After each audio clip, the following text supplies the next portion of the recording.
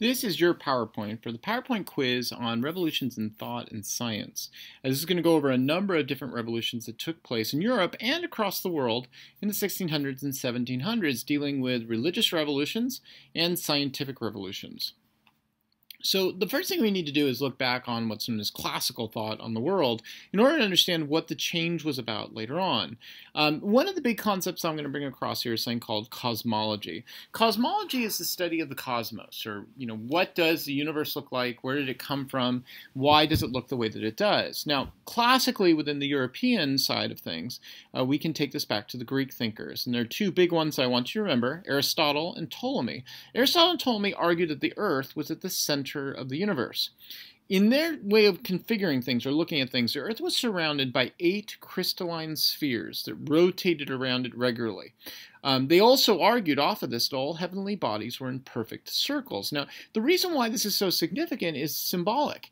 By having 8 crystalline spheres and having them rotate in this perfect way around them, the argument was that this demonstrated that there was an intelligent creator. And that intelligent creator had a purpose for us, and we had been placed in the center of creation. And we could see this in the awesome order of the cosmos. This would change, and the change that took place began with the Renaissance. The Renaissance began in Italy, and one of the big questions in history is why Italy? Why not somewhere else? Well, a big part of the reason had to do with the Italian fractions. Basically, within Italy at the time period, there was not one unified center. Instead, there were a number of different kingdoms competing with each other. There were the Papal States, the Kingdom of Naples, the Kingdom of Sicily, the Republic of Genoa, the Venetian Republic. Notice it wasn't even that we had all kingdoms here. We had different types of governments. The reason why it's important is that we have a lot of competition going on, and the competition takes place right next to the Mediterranean Sea, which is connected out to northern African trade. So why is that all important? We have so many different ideas and so many different things being traded in that area that eventually what's going to happen in this region is that you're going to create sort of a crucible of new ideas and new ways of doing things. And it led to a new philosophy known as humanism. The Renaissance stressed the study of the human being on Earth as a center. Now, the reason why that becomes so important is that during the medieval ages, or some people like to call it the Dark Ages, there was more of a focus on the relationship of the human being to God. Humanism in the Renaissance is going to stress just the opposite. They're going to stress that there's a need to focus in on the human being. Now, it doesn't mean that the people of the Renaissance time period gave up on God. Rather, they were very intensely religious, but they believed that God's relationship to the human being was much more human-centered and was much warmer than the previous types of images that had been given. Artists like Michelangelo and Da Vinci stressed an art that represented the true forms of human beings, not just an inspirational representation. In other words, they were more realist. They wanted to capture the way human beings actually look like and present that in a much more humanist way. Now, when they did this, they still did it in a religious framework. To them, by capturing the real human body and providing that human body in a truly realistic way, they were hoping to give across more of a sense of the divine presence of human beings within the world. Italian families at the time, like the Medici, provided the funding for this kind of development. Now, for them, remember that Italy was right on the Mediterranean, so the Medici family and other families like them were doing this as a sign of their overall status. But what it did was it allowed for the burgeoning of these ideas. And this eventually flowed over into Christianity itself. Erasmus, who was a Christian humanist, was a part of Catholicism, and he began criticizing Catholicism. Now, he did not believe in breaking away from the Catholic Church. That would come later. But he provided a criticism within the Catholic Church that while Catholic rituals and Catholic practices and the Catholic sacraments were a good thing, they had to be based upon a true and educated faith. And he feared that at the time, most Catholics were basing their entire faith simply on going through the motions of rituals and practices. He argued for a better understanding and a better, truer, and purer practice of the faith. Machiavelli. Now, in the midst of all this, there is a strange Renaissance thinker who's going to arise, who has a very contradictory view on human nature. Machiavelli wrote The Prince, and he expressed that, human nature really is based upon power. And he argued that leaders had 3 options in which to deal with this issue of power. Now, keep in mind Machiavelli's context. Machiavelli is arguing within Italy, and he's being hired by these different kingdoms and republics by the people who lead them in order to give good advice on how to manage the different populations. And he argues there are 3 ways that you can manage your populations. 1, you can use terror. And terror works, according to Machiavelli, for a time, but eventually it will establish rebellion and dissension. So another way that you can manage your people is to use love. If you can establish a relationship with your people in which the people truly trust you as a leader, then you can manage them. The downside of that is people will take advantage of you. So he argued that you actually had to use a mixture of the two. For the vast majority of the population, you could use love.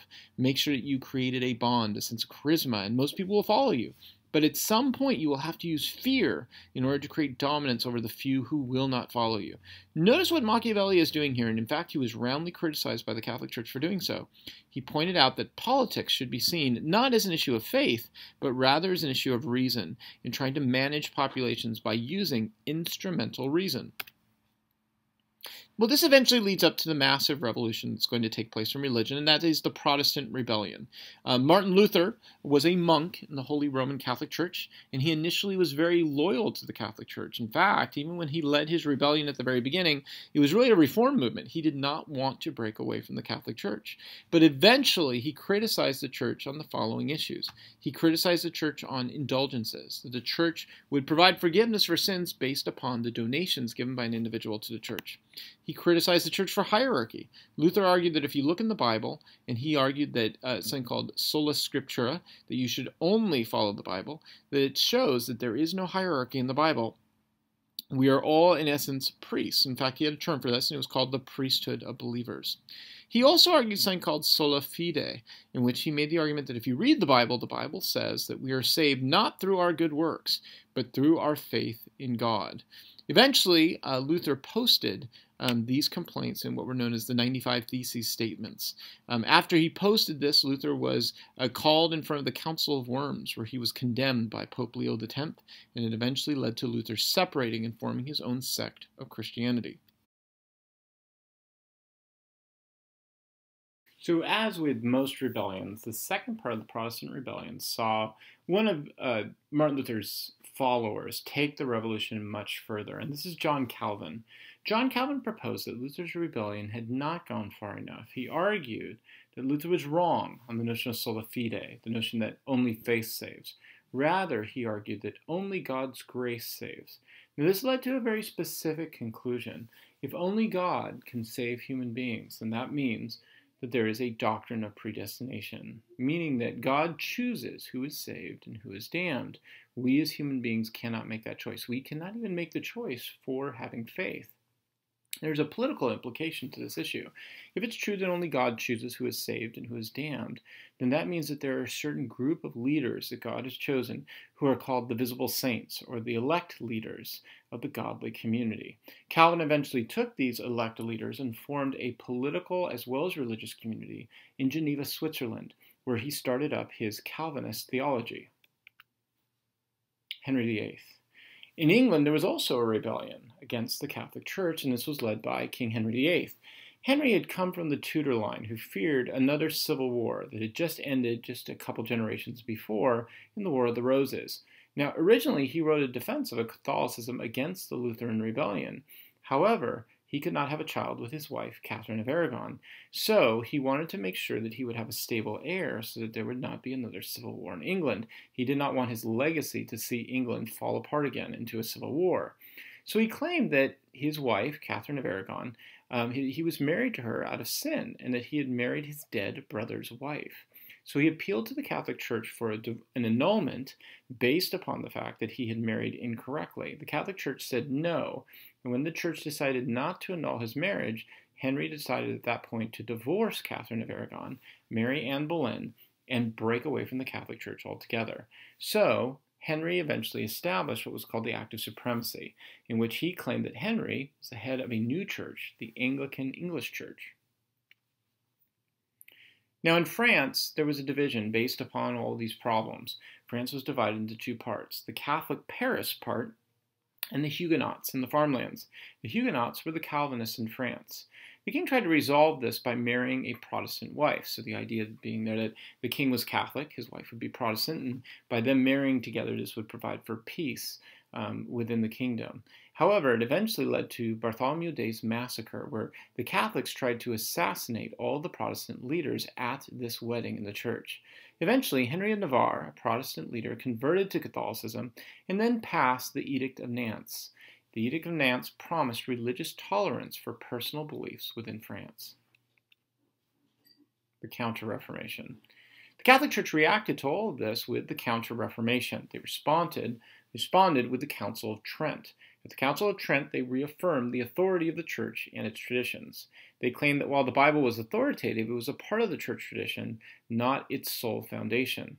They also defended indulgences as a way of doing good works, and that works and faith were therefore necessary for salvation. They also defended the priesthood as God's calling and the hierarchy within the church. And they founded a new order, the Jesuits, to go out and defend and educate people on the Catholic traditions in Europe. Now, before the Protestant Revolution took place, there was another revolution that was taking place as well, and it was the Scientific Revolution. Scientific Revolution was going to challenge the notions of cosmology that we learned about at the beginning of this PowerPoint. So they challenged the classic Greek tenets that had been adopted by the Catholic Church. The Catholic Church had accepted certain tenets coming out of science and the Scientific Revolution. First, that the earth was God's special creation. It had been placed in the center of the universe. All heavenly bodies were in perfect spheres that rotated around, demonstrating God's intelligence. And humans were the product of God's intelligence, and they were basically made as a favor by God with this incredible moral intelligence. So this was challenged, and the challenge came from Nicholas Copernicus. Copernicus had been ordered by the Pope to resolve a problem that was happening within the traditional calendar for the Catholic Church. What had happened was every single year there seemed to be a couple days that were missing out of the calendar based upon the notion that the sun rotated around the earth. Copernicus went out to try to solve this problem, and eventually he did. He solved the problem by putting the earth not in the center of the universe, but rather rotating around the sun. When he did that, the calendar made sense. After Copernicus, Galileo came along and used a telescope to discover that heavenly bodies were actually imperfect and had been damaged by celestial events. After Galileo, Johannes Kepler discovered that moons and planets didn't orbit in perfect circles, but rather orbited in ellipses. And then finally, after all of this, Isaac Newton discovered the law of gravity, showing the universe ran on natural laws. Now, why does all this matter? Well, it's pretty significant. Nicholas Copernicus demonstrated that the Earth was not at the center of the universe, and therefore did not have that special, unique position that had been talked about for so long within theology. Galileo demonstrated that the heavenly bodies that were supposedly perfect up in the heavens were not perfect, and therefore brought into question the idea that God had created these perfect things that were symbolic of his majesty. Johannes Kepler demonstrated that orbits were not in perfect circles, and therefore didn't really provide the evidence that seemed to be there in the past of the perfection of God's creation. And then Isaac Newton demonstrated that nature seemed to be able to run on laws on their own. So this new view of the universe changed things from an organic one led by God to a mechanistic one led by nature. Well, how was this eventually resolved? Well, in Europe, a new religion arose based upon the idea of science and rationality, and it was called Deism. The idea was that there was a God, God had created the universe, but then stepped out of the picture. The universe then ran on perfect laws of nature. Therefore, human reason, not faith, provided the means to discover these laws. So this eventually led up to a major ideological change. The ideological change came off of a lot of these challenges coming out of the Scientific Revolution and the Protestant Reformation. The first major thinker to look at is René Descartes. Descartes argued that only reason could provide the access to truth. He established this based upon something called the method of doubt. According to him, one should start by doubting everything, then start with only what you know for certain and develop logical deductions off of that. So he came up with a very famous statement called, "I think, therefore I am." Note that the definition here is that human beings could think. That's the only reason why we can do these questionings. But that means that human nature is based upon reason. Reason over emotion, reason over faith, reason over intuition. This then developed into other thinkers as well. For example, John Locke. John Locke would argue two major traditions. First, that of empiricism. He argued that the way we should come to know truth is through our senses, through empirics, what we can touch, smell, hear, or taste. In other words, humans should study human nature through the scientific method.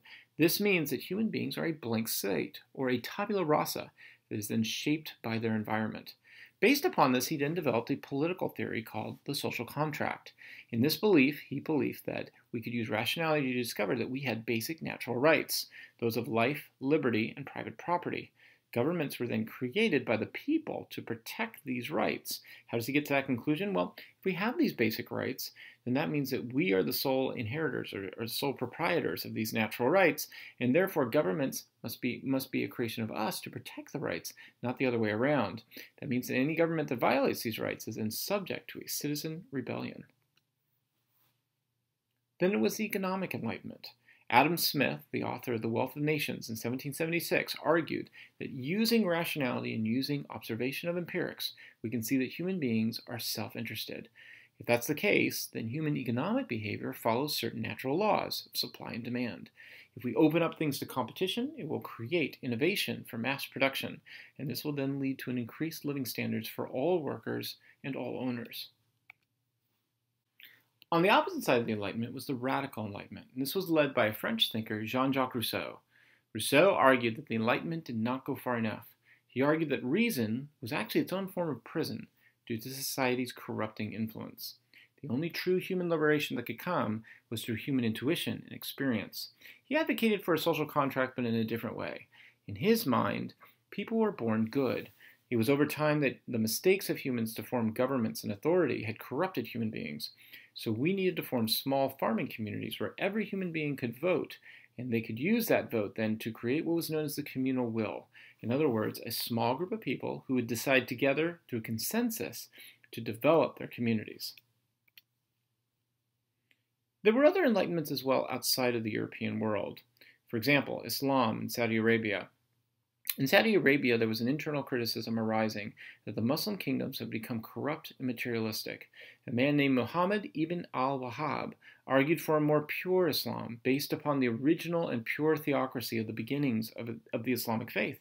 He led a movement to overthrow the kingdoms of that time period and create a House of Saud that would be based upon his belief of Wahhabism, which was a theocracy and what he believed to be pure Islam. In India, there was a Hindu Brahmin known as Guru Nanak, and he formed the Bhakti, or the attempt to merge deities. Nanak argued that there was really neither Hindu nor Muslim gods. Rather, there was a universal connection of all human beings. It eventually led to a movement called the Sikh movement that originally was peaceful and meant to unite all people together under the one God that connected Hindu gods and the Muslim God together. But instead, Hindus and Muslims began attacking the Sikh in northern India, and that eventually turned the Sikh into a much more violent or defensive movement. So, what are the conclusions we can take from this? At the time of the 1600s and 1700s, there appears to be a global movement to find a more pure understanding of the world. Europe turned towards a more individualist, empiricist, and rationalist understanding. India and Islam looked for a more pure faith based upon a rational examination of their original sources. But notice that overall the similarity here was a questioning of traditions that were not well explained or not well sourced. People wanted to try to return to a more pure form of rationality and a pure form of faith based upon rationality.